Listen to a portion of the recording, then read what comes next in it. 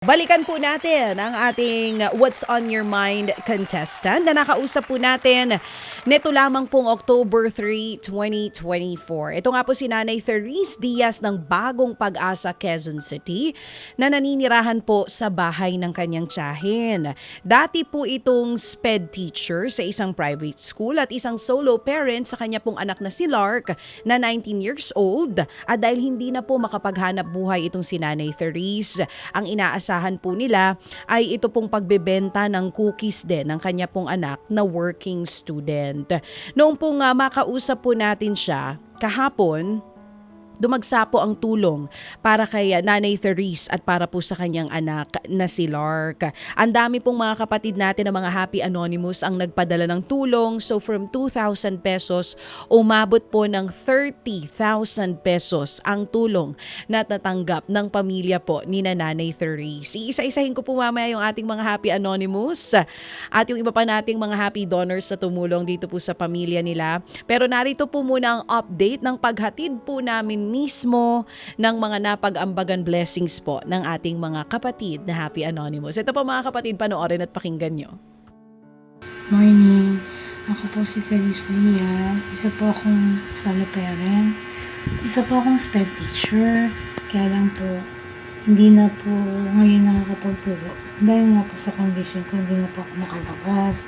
Ito pong anak ko, nag-aaral din po sa Quezon City Academy. At self-supported po siya. Ako po si Lark Diaz at 19 years old. Yung nga po, nasabi rin po ni nanay na self-supporting din po ako. Kaya lahat po ng tuition fee, miscellaneous fee po na binabayaran po sa school, ako po yung gumagawa ng paraan. Sa pagbebake ko po ng cookies na natutuhan ko po noong ako po ay nasa junior high po sa Philippine Normal University. Ito rin po yung pinaglulutuan ko po ng cookies po. Ito po. Bale, ito po yung skillet o yung kawali po ng lola ko po na luma na rin po siya. At dun po sa loob po niya, meron pong tray na pinagagamitan ko po para po dun po ako magbe-bake. Tapos sa loob po no, na mismong skillet po, meron pong patungan para po sa tray po. Si nanay po ay nagtapos po ng kolehiyo po niya sa Far Eastern University. Ito po yung diploma po niya. Siya po ay naging SPED teacher din po. Ito po yung picture. Ito rin po yung mga iba pa pong picture na naging teacher rin po siya doon. Ito rin po yung naging medical certificate niya noong last 2022. At siya po yung naging diagnose ng retinal detachment po with both eyes due to her type 2 diabetes. Ito rin po yung mga katunayan na ako po yung nag-aaral po ngayon sa Quezon City Academy. Ito po yung matriculation card ko po. Sa likod po niya makikita po yung mismong kailangan ko po bayaran. Remaining ko po ay 37,950. After preparing our warm mixture, we'll be now sifting our Pinapakita niya Paano siya yung pagluto ng paggawa ng cookies. inside. Yan. Okay. Walang oven ito ha. Sa kawali po siya gumagawa ng cookies. 20 minutes. Ito na. Oh, galing ng bata. Husay. Okay, so it's already cooked. So, At ito naman po yung pagdala namin. Pagpunta ninyo. Hello mga kapatids! Galing nga tayo sa programa natin sa umaga dito sa Radyo 5. At ngayon, nandito na tayo sa Quezon City. Hahatid natin mismo yung bigay ng ating mga Happy Anonymous sa ating winner para sa What's on Your Mind, si Miss Therese Diaz ng Quezon City. So, hinahanap na lang natin yung bahay nila. Ito na, nahanap na natin yung Road 5 Street. Nandito na po tayo sa tapat ng mismong bahay. Katok na po tayo. Ate Therese! Sayang hindi ka na nakikita. Hello! Ito na po si Ate Therese. Pwede po kami pumasok? Sige po, salamat po. Ito po yung kanilang tahanan. Si Ate Therese lang ang nandito ngayon. Si nanay lang po dahil ang kanya pong anak ay nasa eskwelahan ngayon. Bachelor of Science, major in Psychology. So yan po yung kanyang diploma sa Far Eastern University. Tapos meron siyang mga litrato po nilang dalawa ng kanyang anak dito. Ay, tabi yun. Buti nakikita mo to. Paano ka pag mag-isa? Everyday ka mag-isa dito? Opo, pag may pasok po sila. Kasi wala po kayong kasama. Wala po. Saan siya Nakapakapa po si nanay. Yan po sa palan. Okay, dito tayo sa gilid. Kanan pa po. Kanan. Kanan pa po. Kanan. Kanan. So, aninag na lang po ba nakikita nyo? Paano po? Kanina, tsaka bilang. Pag So, talagang kakapaka pa. So, minsan talaga nadadapa ka dito. Opo. Po ngayon So, nanay, kausap namin kayo kanina, di ba po? Oo. Nag-expect po ba kayo na aabot po ng more than 2,000 yung matatanggap ninyo? Hindi po. Kasi sabi po, depende daw po yun. Nandito po kami para ihatid sa inyo yung tulong na bigay ng mga Happy Anonymous po natin. So, ang total po ng matatanggap nyo today galing sa lahat po ng mga Happy Anonymous natin ay 30,000 po, Nay. Ito po, aabot ko po sa inyo. Ito po mismo. 30,000 pesos, Nay. Nay, ito po, Nay. Ito po. Ayan po, Nay. 30,000 po. Thank you so much. Simple lang po talaga yung gusto ko makatapos lang po sila ng grade po. Wala po. Sakali mawala ako. Meron na po siyang yung pangbubuhay niya sa sarili niya. Kaya maraming salamat po. Saan niyo po planong gamitin itong 30,000 pesos? Yung una po, magbabayad po ako ng tuition nila konti. Tapos, the rest po, bibili po siya ng pang ingredients niya. Pwede ko po bang gamitin, bumili po kami ng ref para may pang-imbakan po kami ng... Cookies niya po? Opo, kasi Oo naman po, Nay. yung Sa maliit inyo po lang. yan. Kung sa inyo po gusto gamitin, Opo. kayo po bahala. Kasi yun po yung namumblema po kami. Minsan, hindi siya makapag-produce ng marami. Kasi nga po, wala naman po kami storage. Opo. Kaya, yun po yung iniisip ko nga po. Happy anniversary po. Thank you po. Bye, Nay. Huwag ka na tumayo, Nanay. Huwag ka na po tumayo. Opo. Salamat, sa effort din ng ating mga kasamahan para po ihatid mismo ang halagang ito na pinag-ipon-ipunan po ng ating mga Happy Anonymous. Dami ho nila na nag-ambag-ambagan po dito. And also, kay Nanay Therese, sa pagiging tapat sa kanya pong kwento, kita po namin yung kanya pong handicap sa kanya pong paningin. Halos po nakapikit na nga po siya, kasi nga meron siyang problema sa mata dulot po ng kanyang sakit na diabetes. Tatawagan lang natin si Therese ngayon, si Nanay Therese, kasi nga po may ilang pa ho akong katanungan po para sa kanya. Nanay Therese, maganda umaga po ulit. Nanay, good morning. Nanay Therese, hello po, good morning Nanay. Nay? Sabay bati rin kay Nanay Christy Fermin. Good morning, Nanay. Nanay Christy, salamat po na marami sa inspirasyon. Isa po kayo sa mga inspirasyon po namin sa aming pong programa araw-araw. Thank you. Balikan natin si Nanay Therese. A 1, a 2, a 3 kasi pong aming telepono ay may problema po dito. Kaya kami po'y gumagamit ngayon ng kable. Hindi. Social media, FB Messenger. Ang gamit po namin ngayon mga kapatid ay long distance through RCPI o PTNT. Hindi.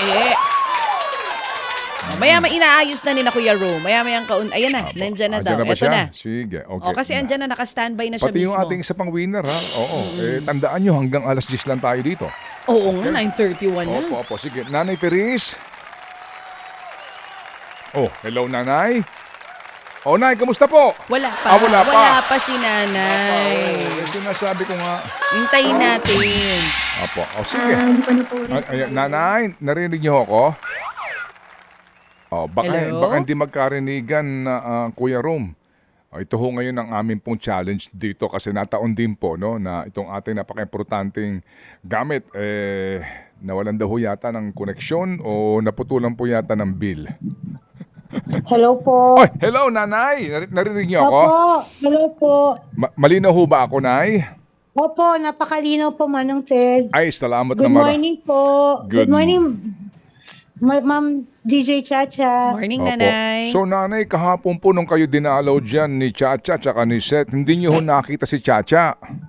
Hindi po, nahawakan lang. Opo, dapat to kinapakapa nyo siya. Kinapa niya ako.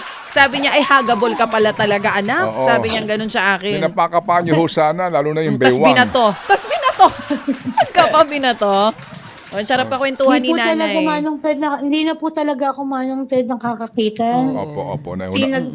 Yung talagang ano na lang po, kapa-kapa na lang po. Tsaka Opo. nabibilang ko na lang po yung steps from, kunyari po dito sa sala, Opo, pupunta opo. po sa kusina, binibilang ko na lang po. Opo, nanay. Sige, so nanay, ganito po, 30,000 ang inyo pong tinanggap. Anong balak niyo po dito muna? Kasi po, hindi ho sa nakikialam kami, ha? Gusto ko lang pong Opo. malaman nga, kung paano po, lalo na ho doon sa pag-aaral po nitong si Lark. Kasi, Opo. alam nyo nanay, hanggang, ito po, aaminin ko, ha? Hanggang kagabi po, iniisip ko po din kayo tsaka si Lark. Kasi kasi po si Lark, sabi ko nga, kung ano man nga kaninyo may mangyari po sa inyo, mag-isa na lang siya, di ba? Opo. Habang si Lark naman din, importante yung kanyang well-being kasi si Lark lang ang kasama nyo, di ba? Opo. Yes, okay. So dapat po talaga kayong dalawa po ay magtulungan at kung maaari nga po makatulong para masiguro lang ho natin na wala nang poproblemahin pa para si Lark makafocus sa kanyang pag-aaral at makapagsimula po ng kanyang karera. Sige, so ano po inyong balak na sa inyo pong 30,000? Ngayon po, nagbayad po si Lark ngayon sa school ng 6,000. Tapos, danila po niya 7,000. Yung 1,000 po, bibili po kasi siya ng ingredients kasi may order na po siya for Sunday delivery. So, bibili na po siya. So, yung matitira po na gusto po namin na makabili po siya ng ref, kahit maliit lang po, para po meron po siyang pag-iistakan. Pag po yung cookies kasi hindi lumalamig. Opo. Kasi ano po yun, brownies po brownie cookies po yung ginagawa niya. Opo. Pumuputok po siya. Opo, Kaya opo. kailangan talaga, chinichill siya sa ref para bumuo siya ng maganda. Opo. So yun po, maghahanap po siya etong weekend, kasi pag weekend lang naman po siya libre. After po sa church sa Sunday, yun po, maghahanap po siya ng mabibilhan po, mag-check na rin po siya na mabibila ng ref. Tapos Okay. kung kakayanin po, kahit po sana, gusto niya kasi mag-bake po ng yung Okay. Opo. muffin saka cupcake. Sige. Okay. Sige po. Okay. So, ang balak po ninyo, 6,000 pan-tuition, the rest po magamit po sa hanap buhay nito si Lark, no? Okay. Paikutin po. Sige, ganito. 6,000 pong ibinayad niya today. Magkano pa hong balanse sa school? Balik, kung nagbayad na po siya, Apo, sandali lang kasi Oo, sorry may po mga kasi tumatawag. may problema ho kasi kami dito po sa aming ngayong equipment. Sorry po, humingi ako ng Yes pangunawa. Hayaan niyo po bago po magpasko tapos na po itong problemang ito. Sige po. So, Nanay Teres, magkano pa pong balanse kapag nabayaran po ni Lark ang kanyang remaining ang kanyang 6,000 today? 31,950 po. Ang balanse. Opo. Okay, so kung babayaran siya ng 6,000, so meron pa ho siyang 24,000 and more or less po, pwede ho ito sa isang maliit na refrigerator at hanap buhay po ni Lark. Ano po? Tama? Opo. Okay, sige, ganito po. Nanay, para wala na ho kayong problemahin pa sa tuition ni Lark at masiguro po natin ang kanyang focus ngayon ay pag-aaral po at sa kanya pong kabuhayan, sagot na po ng ating Happy Anonymous ang 32,000 na tuition fee niya. Ay, naku, thank you po. Maraming salamat po. Para wala na po siyang distraction, sabihin niyo po kay Lark, mamaya din po, o kaya, basta ho, ihatid muli ni Seth Velasquez, kung ang magkano pong balanse na 32,000? 31,950 po. Okay, so we'll make it 32,000, okay? Opo. Sige po. Salamat po. Opo. Mag-aambag-ambagan niya po si Happy Ninong, si Happy Daddy at si Happy Anonymous para mabuo ang 32,000. Wala na ho kayong problemahin pa sa tuition. Sigurado na po ito hanggang sa makatapos siya ng kanyang high school and then he can focus po sa kanyang pag-aaral at sa kanyang pong paghahanap buhay na siya ho ninyo pinagkakakitaan ngayon. Opo. Okay, Salamat po. so praise God, Nanay Therese, praise God. Amen. Po talaga. Amen po. Alam niyo ho, kami nagagalak po na kayo'y makapanayam namin kahapon at mismo po pinuntahan kayo ni Chacha po at ni Seth at ramdam po namin kung gaano po kahirap ang inyo pong pinagdaraanan, pero again, you inspire us sa inyo pong pananampalataya, Nanay. Opo. Kasi sa Diyos lang po talaga ako kumakapit. Kung ano po yung nibibigay niya sa aming pang araw-araw, pinapapasalamat ko na po yun ng malaki at nakakaraos po. Amen. Amen po. Nan- Maraming salamat po. So wala na kayong iisipin paggising niyo na problema sa tuition, ha? Opo. Opo, at Kasi yun lang po talaga yung problema. Tsaka kasi po si Lark po talaga, hindi naman po sa pag-aano. Masipag naman po. Gusto po niya kasi maging abogado in the future. Kaya parang siya po, talagang very, po siya, masipag po siyang mag-aral. Opo. Actually nga po, next month po, lalaban po siya sa Division for Journalism po, dito po sa amin sa Quezon City. Kasi napili po siya of a representative po sa journalism po.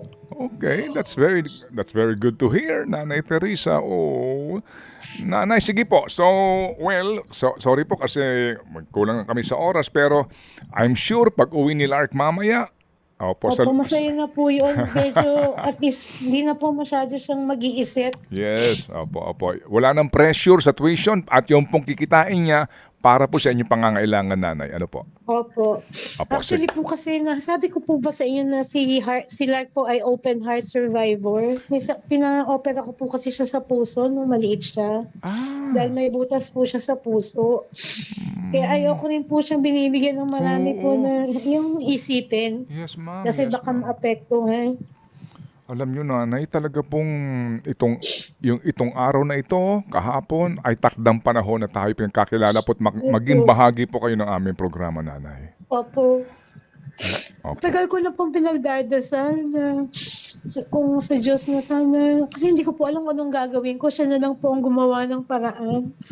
Siya na lang po ang magturo sa amin kung anong dapat namin gawin. Amen. Kasi nga po, limited lang po yung pwede kong magawa. Opo. Kaya siguro nga po, dahil mo sa inyo, nasolusyonan po yung problema namin.